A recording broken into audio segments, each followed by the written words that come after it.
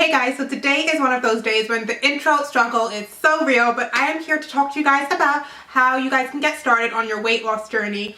This is a topic that I literally get asked about on Snapchat, in DMs on Instagram, on my Facebook, everywhere you can imagine. So I figured I would sit down, talk to you guys a bit more about how you guys can jumpstart your weight loss journeys and how you can get started if you're thinking of making the change. So at the risk of having a long intro, because I might talk forever in this video because there's a bunch of tips I want to get out, I'm going to cut it right here and just get into the tips, so stick around if you want to hear them. So like I said, you've made the change, now what? So the first thing, in my opinion, that you're going to want to do is make small changes. So the first thing that I personally did when I decided that I wanted to lose weight, before I even signed up at the gym or anything, was start to change my eating habits. So I subbed out my lunchtime meal, which was usually something really high carb and bad for you, and I started having a salad every day for lunch. Now granted, that step alone was not going to make me drop all the weight and be successful along my weight loss journey, but it was something that was digestible for me to start and actually feel like I was accomplishing or progressing towards my major goals. If you can, first of all, even just watching this video now, change one thing in your diet, write it down what you've changed, and then the week later go back and retweak and change it. Or when you feel like you're very comfortable with that, then change again. I didn't feel by the time that my diet was completely revamped into a clean, healthy eating lifestyle, because I don't like to call it a diet, I wasn't lacking anything, and I personally never binged or had problems with cravings throughout my entire weight loss journey. Now that principle is also the same for just working out and exercising too. I was someone that never worked out, and throwing myself into it like that, I wasn't excited to work out. I mean, I was overweight, I hated exercising, I hated sweating, it was so unappealing to me. So I started going to the gym one time, then I went 2 times, 3 times. I built myself up to going 5 times a week when I was in weight loss. It isn't something that happened overnight, and you'll find that once you start going that 2 times or 3 times a week, you actually enjoy going and you enjoy the routine that you're doing and you see yourself getting better. So it's very motivating, and by the time you do go 5 times a week, you'll want to go that 5 times a week. It won't feel like a chore. My mentality when it comes to weight loss is something is always better than nothing. So as long as that you are doing something towards your weight loss journey or something towards your health and your fitness, that is better than doing what you're currently doing. My second tip for you guys is to change all of your drinks pretty much to just drinking water. Now, I again wasn't someone that drank a lot of water. My drink of choice was orange juice. I was obsessed with orange juice. I would drink it for breakfast, for lunch, for dinner when I was thirsty. Water barely passed my lips. But what I did was I changed all my drinks except for my morning coffee, because I get migraines if I don't have it, to having water, because what you want to do is drink 8 to 10 glasses a day. Water flushes out all your toxins. It is great for debloating you. A misconception is that if you drink a lot of water, you'll actually hold on to water weight.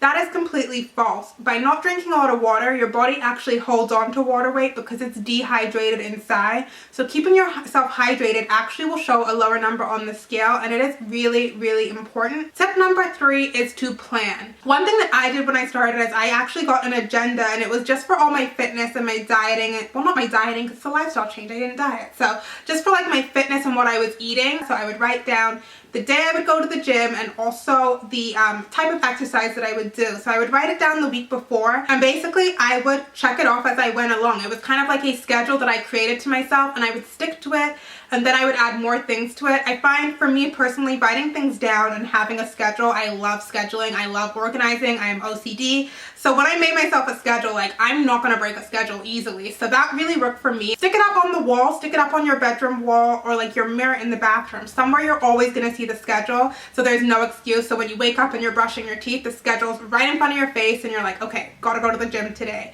Because one of the key things is you have to look up working out, and even just eating healthily is like an investment for yourself. You're investing in yourself. And I like to look at the gym as a commitment. It's a commitment that I'm not going to miss, in the same way that right now I'm working and going to school. I'm not going to miss going to my job, and I'm not going to miss going to my classes. The gym for me is something that I'm not going to miss. I look at it as work or school and factor it into my schedule. Also, what goes along with planning, so I guess tip number 4 is to write down goals.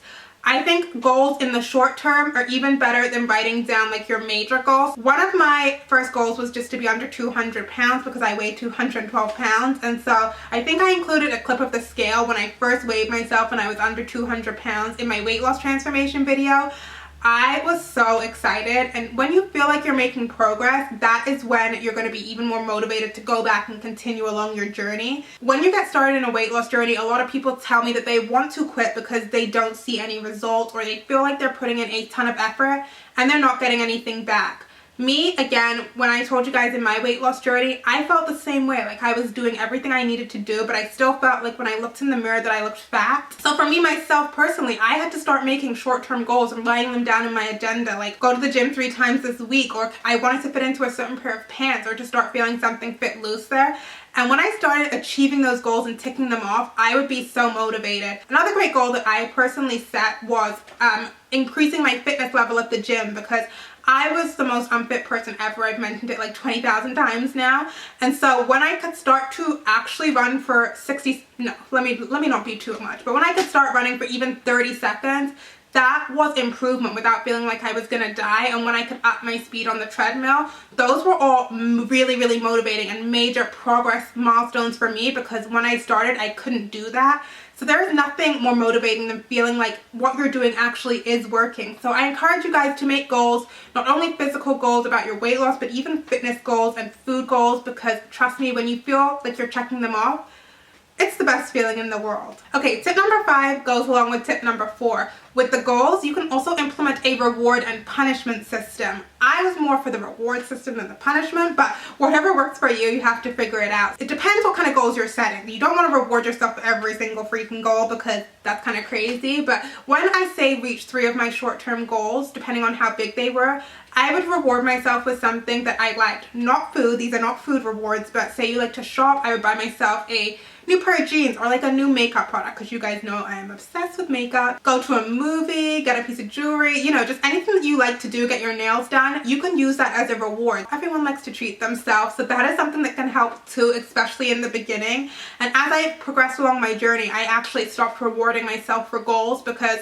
it just wasn't really necessary anymore. I loved getting into the journey. Tip number 6 is start educating yourself. If you're like me, I am like a research fiend. I love researching, and so I did a ton of research with weight loss. I mean, even just what you're doing right now, watching me speak about it, is actually research, but you want to really start educating yourself on nutritional labels of food. First of all, you want to look at the serving size, because sometimes for like one granola bar, a serving size is like half of the granola bar or something like that, and they trick you because you think, oh, there's only 100 calories in it, but there's only half of it. So look at the serving size, then you want to look at the calories, but you also want to look at the carbs and the sugar and the fat content in what you're eating. Once you start looking at nutritional labels when you're grocery shopping, or even in what you keep in the house, it's pretty obvious the foods that you probably should be limiting and not eating, and the ones that you want to get rid of. You guys will find alternatives. I will link my healthy snacks video below to things that I have found that are way better than the traditional high carb, high fat, high sugar things. And along with this tip, I would also count calories using my Fitness Pal. I religiously tracked everything I ate on my Fitness Pal, and I would work up to my 1,200 calorie goal that I set for myself on sedentary days.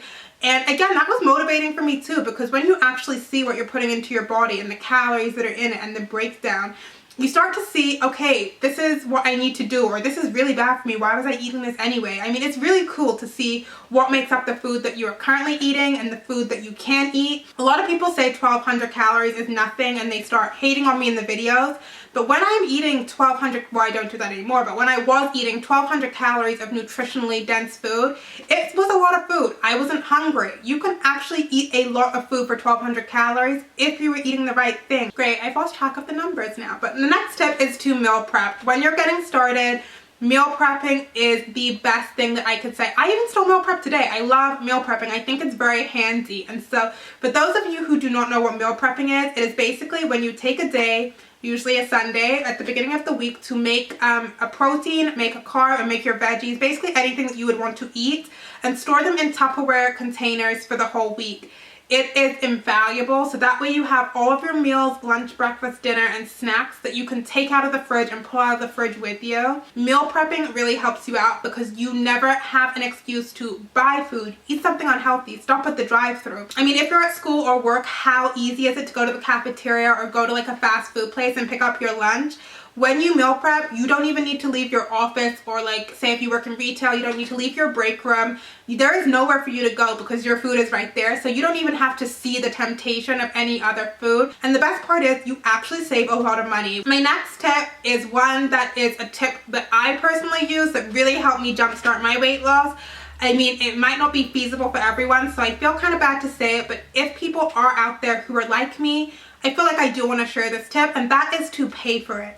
Me joining the gym was the best thing I could have done for myself. My gym membership is $30 every 2 weeks, so it's $60 a month. And like I just told you guys, I am cheap. I refuse to pay for something that I'm not going to use. So for me, actually physically joining a gym, signing that yearly contract, so I had to pay for a whole year, and having that money taken out of my bank account every 2 weeks really made me know that I was going to use the gym no matter what. And now my last tip is do not stress. You don't want to worry about, I'm doing all this work, am I going to lose the weight? You don't want to think, oh my god, nothing's coming off fast enough, I can't do it, I should quit. The best thing to do is, as bad as it sounds, make these changes and go slowly, and don't think about the bigger picture all the time. In today's society, I know that we are huge on instant gratification, and so we're kind of wired to want that instant gratification, but weight loss is not like that. It is a slow process. So when you're starting, it's not going to be like an immediate result for you to see and just want to stick with immediately. There are going to be times when you may not want to go to the gym, or you may want to give up because it is difficult and you're putting in a lot of work, not for immediate results. The worst thing to do is to not give yourself that chance and to not value yourself enough to stick with the process. Weight loss is a journey. It takes time. Like I say to you all the time, we weren't overweight immediately, and so we won't lose the weight like that. If you implement all the tips that I've got in my whole weight loss playlist, and even the ones that I've given you today to jumpstart your journey, it will come very easily to you.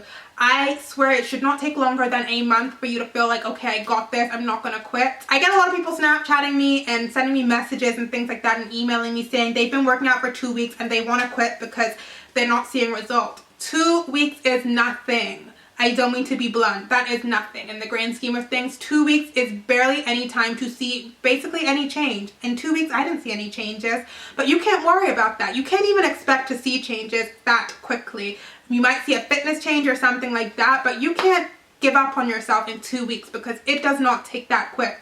It is something you have to stick with, and I really want you guys to stick with it and just to add on to your routines and add on to your journeys and do the best you can with it. Weight loss isn't something, you can't compare yourself to other people or how fast they've lost weight or what they're doing. Everyone is going to take a different amount of time to lose weight.